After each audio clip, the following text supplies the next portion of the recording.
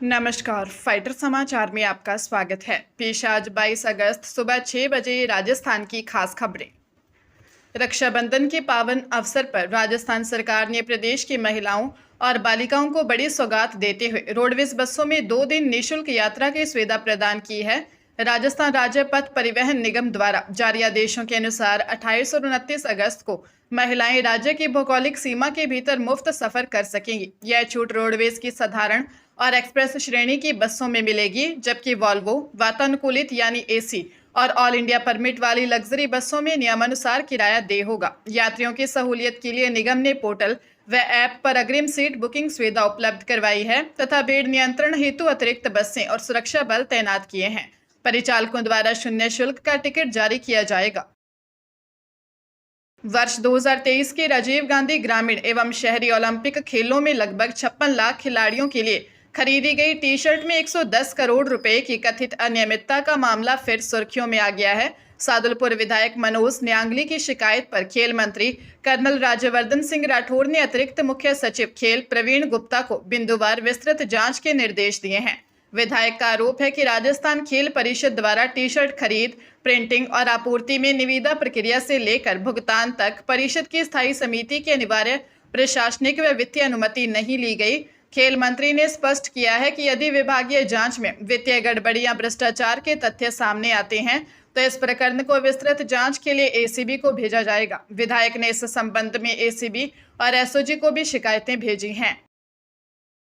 राजस्थान लोक सेवा आयोग की स्कूल लेक्चरर और सेकंड ग्रेड भर्ती परीक्षा में अब प्रत्येक पेपर में न्यूनतम 40% अंक लाने की अनिवार्य शर्त को समाप्त करने की तैयारी की जा रही है। इस नियम के कारण बड़ी संख्या में पद खाली रहने की समस्या को देखते हुए आयोग ने विशेषज्ञों की सलाह पर यह नया समाधान निकाला है। अब अभ्यर्थियों के अंतिम चयन हेतु सामान्य अध्ययन यानी जीके और संबंधित विषय के दोनों पेपरों के अंकों को जोड़कर कुल 40% एग्रीगेट समेकित अंक का नया प्रावधान लागू करने का प्रस्ताव राज्य सरकार को भेजा जाएगा। आयोग सचिव आशुतोष गुप्ता के अनुसार इस नए नियम से पहले पेपर में कम अंक पाने वाले मेधावी छात्र अपने मुख्य विषय में बेहतरीन प्रदर्शन कर चयन सूची में जगह बना सकेंगे। इससे आयोग को बार बार परीक्षाएं कराने के वित्तीय बोझ से राहत मिलेगी और स्कूलों में शिक्षकों की कमी को भी जल्द पूरा किया जा सकेगा। जयपुर के कोटपुतली थाने में उप निरीक्षक यानी एसआई राजेंद्र सिंह को 3500 रुपए की रिश्वत लेते हुए रंगे हाथ गिरफ्तार किए जाने के बाद एसीबी टीम आरोपी को भ्रष्टाचार निवारण मामलों की विशेष अदालत में पेश करेगी। डीआईजी डॉक्टर रामेश्वर सिंह के अनुसार परिवादी द्वारा बैंक के खिलाफ कोर्ट के जरिए दर्ज करवाए गए मामले में निष्पक्ष जांच और मदद की एवज में आरोपी ने 10,000 रुपए मांगे थे। बाद में सौदा 5,000 रुपए में तय हुआ, जिसमें से 1500 रुपए सत्यापन के दौरान लिए जा चुके थे। शेष 3500 रुपए लेते ही एसीबी अलवर टीम ने उसे ट्रैप कर लिया। कोर्ट में पेशी से पूर्व एसीबी आरोपी एसआई के पुलिस क्वार्टर और अन्य ठिकानों पर आय से अधिक संपत्ति तथा दस्तावेज खंगालने की कार्रवाई में जुटी हुई है। जयपुर के एसएमएस मेडिकल कॉलेज में काउंसलिंग बोर्ड की बैठक के बाद नीट यूजी 2026 की काउंसलिंग प्रक्रिया में बड़ा बदलाव किया गया है। Board chairman doctor BL Kumawat के अनुसार अभ्यर्थियों को पार्ट 2 फॉर्म अपलोड करने के लिए अतिरिक्त समय देते हुए अंतिम तिथि 21 अगस्त शाम 8 बजे तक तय की गई थी। इसके बाद अब संशोधित प्रोविजनल मेरिट सूची आज 22 अगस्त को आधिकारिक वेबसाइट पर जारी की जाएगी। इस संशोधन मेरिट सूची के आधार पर पात्र अभ्यर्थी राज्य के मेडिकल व डेंटल कॉलेजों में एमबीबीएस तथा बीडीएस सीटों पर प्रवेश के लिए आगे की आवंटन प्रक्रिया में शामिल हो सकेंगे। बोर्ड ने सभी अभ्यर्थियों को अपने विवरणों की गहनता से जांच करने और आगे की गतिविधियों के लिए पोर्टल पर अपडेट रहने के निर्देश दिए हैं। सुप्रीम कोर्ट ने नई दिल्ली में छात्र प्रदर्शन के दौरान पुलिस की कथित जाति और प्रदर्शनकारियों द्वारा हिंसा के आरोपों की स्वतंत्र जांच के लिए पूर्व जस्टिस आर सुभाष रेड्डी की अध्यक्षता में 5 सदस्यीय उच्च स्तरीय समिति का गठन किया है। इस पीठ में मुख्य न्यायाधीश सूर्यकांत, जस्टिस जयमाल्या बागची और जस्टिस वी मोहना शामिल हैं। समिति में पूर्व मुख्य न्यायाधीश रविशंकर झा, पूर्व जस्टिस शैलेंद्र कौर, पूर्व सीबीआई निदेशक ऋषि कुमार शुक्ला और पूर्व डीजीपी एलआर बिश्नोई को बतौर सदस्य शामिल किया गया है। अदालत ने हिंसा, सार्वजनिक और निजी संपत्ति के नुकसान की रिपोर्ट मांगने के साथ ही CCTV, drone footage, body camera और पीसीआर कॉल लॉग सुरक्षित रखने के सख्त निर्देश दिए हैं। महिला प्रदर्शनकारियों से दुर्व्यवहार और पैलेट गन के इस्तेमाल की जांच को प्राथमिकता दी जाएगी। राजस्थान कर्मचारी चयन बोर्ड के निर्देश पर पूरे राज्य में शनिवार को बेसिक कंप्यूटर अनुदेशक संयुक्त सीधी भर्ती परीक्षा आयोजित की जाएगी, जिसके तहत राज्य भर में सभी जिला मुख्यालयों पर तैयारियां पूरी कर ली गई हैं। बोर्ड के निर्देशानुसार बेसिक कंप्यूटर अनुदेशक परीक्षा 22 अगस्त को होगी, जिसमें राज्य के 1,23,000 परीक्षार्थी पंजीकृत हैं। परीक्षा 2 सत्रों में संपन्न करवाई जाएगी, जिसके अंतर्गत पहला प्रश्न पत्र सुबह 10 से दोपहर 12 बजे तक और दूसरा प्रश्न पत्र दोपहर 3 से शाम 5 बजे तक आयोजित होगा तथा बोर्ड ने स्पष्ट किया है कि परीक्षा केंद्रों के प्रवेश द्वार परीक्षा शुरू होने से ठीक 1 घंटे पहले बंद कर दिए जाएंगे, जिसके बाद किसी भी परीक्षार्थी को भीतर प्रवेश नहीं दिया जाएगा।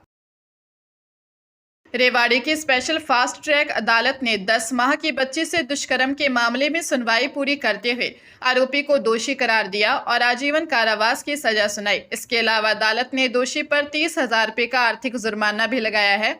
शहर थाना पुलिस ने पीड़िता के पिता की शिकायत के आधार पर मामला दर्ज कर करीब 10 महीने के भीतर ही इस मुकदमे की सुनवाई पूरी कर ली थी। बिहार मूल की पीड़िता के परिवार की शिकायत पर पुलिस ने त्वरित कार्रवाई करते हुए आरोपी को गिरफ्तार कर लिया था और तमाम साक्ष्य जुटाकर अदालत में मजबूत चालान पेश किया था, जिसके आधार पर अब अदालत ने यह कड़ा फैसला सुनाया है।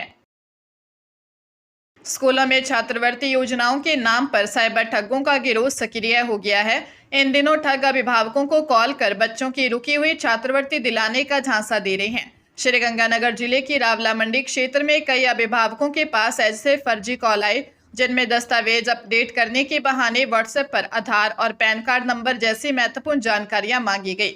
जानकारी हासिल करने के बाद ठगों के संपर्क नंबर स्विच ऑफ पाए गए। आशंका जताई जा रही है कि ठगों ने किसी माध्यम से स्कूली बच्चों के अभिभावकों के मोबाइल नंबरों का डेटा हासिल कर लिया है। मामले को गंभीरता से लेते हुए स्थानीय पुलिस ने सभी अभिभावकों और ग्रामीणों को किसी भी अज्ञात व्यक्ति के साथ अपने निजी या वित्तीय दस्तावेज साझा न करने तथा सतर्क रहने की सख्त हिदायत दी है।